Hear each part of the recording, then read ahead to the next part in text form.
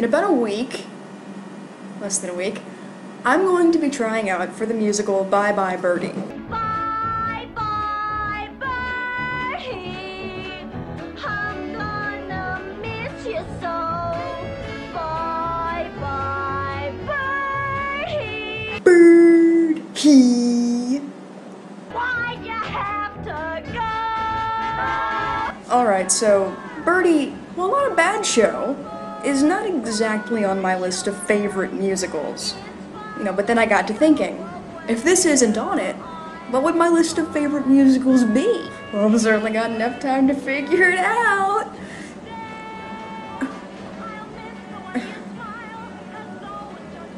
Anyway. Girls in white dresses with blue satin sashes. Snowflakes that stay on my nose and eyelashes. Silver white winters that melt into springs. These are a few of my favorite things. When the dawn bites. I guess it only fits to start off with kind of a weird choice.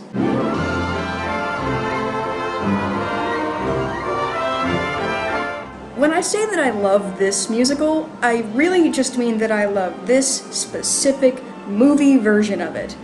The original stage version, even though it starred Julie Andrews of all people, is pretty... 10 minutes ago I saw you. I looked up when you came through the door. meh. I mean, look, the people are dancing over there. Why are you professing your love in what looks like a broom closet, Princey? Hey, why are you doing what you're doing? The newer version just has more life to it, I guess. And I like it so well that for all I can tell, I may never come down again. This movie was actually my introduction to Cinderella outside of the Disney cartoon. And this version really is so much better than the stale-sounding older recordings of it. Bernadette Peters even gets this really great song in the middle of the musical that doesn't exist in the stage version at all. I fell in love with love one night when the moon was full. I was unwise with eyes unable to see. You really don't go wrong with giving Bernadette Peters a song to work with.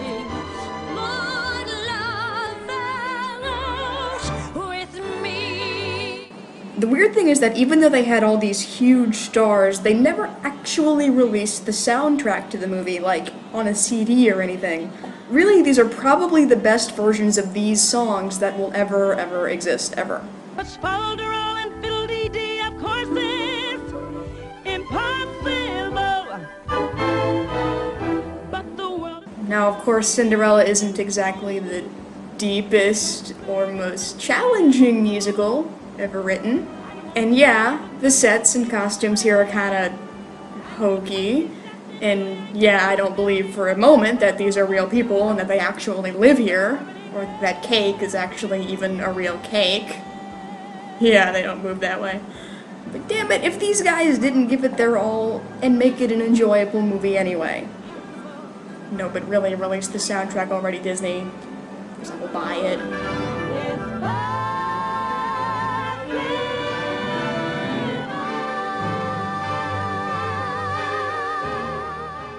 These are a few of my favorite things. When the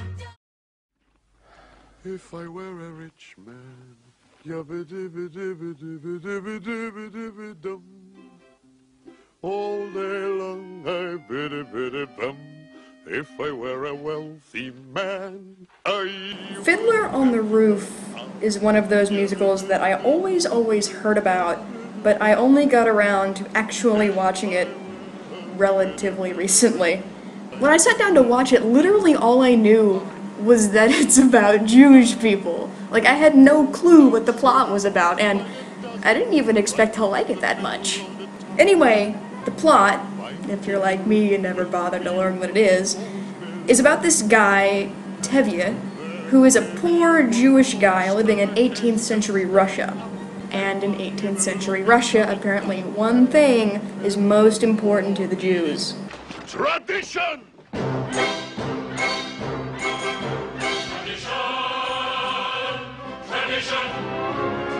The main conflict throughout the show is that Tevye's 3 oldest daughters not only want to marry for love, of all the crazy things, they want to get married in ways that go directly against a whole slew of Jewish traditions.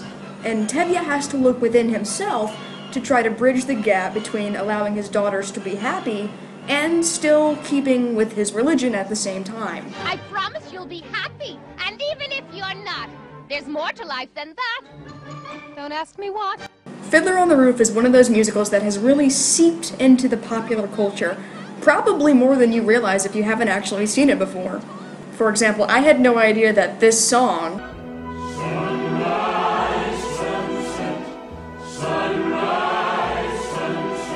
was from this show. I've heard that song all my life in random movies and TV shows, but I had no idea where it was from. And if nothing else, it certainly makes a great case for having a Jewish wedding.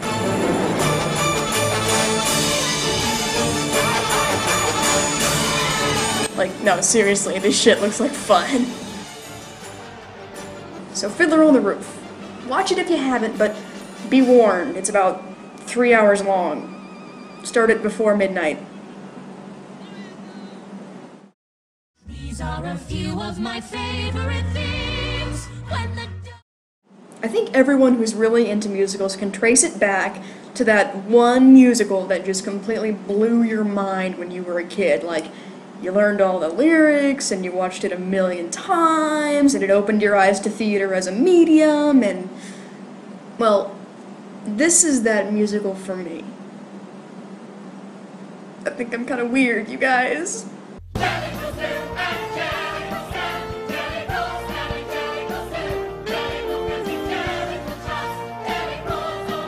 Yes, Andrew Lloyd Webber's Cats, that most fascinating and long-running piece of theater. When it comes to this musical, of course, there's the one song that everyone has heard before.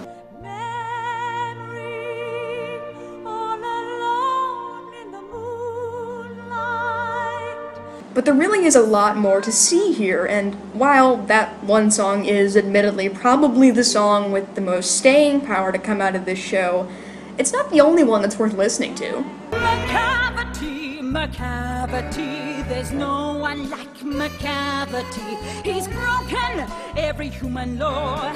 He breaks the law of gravity. So, the plot.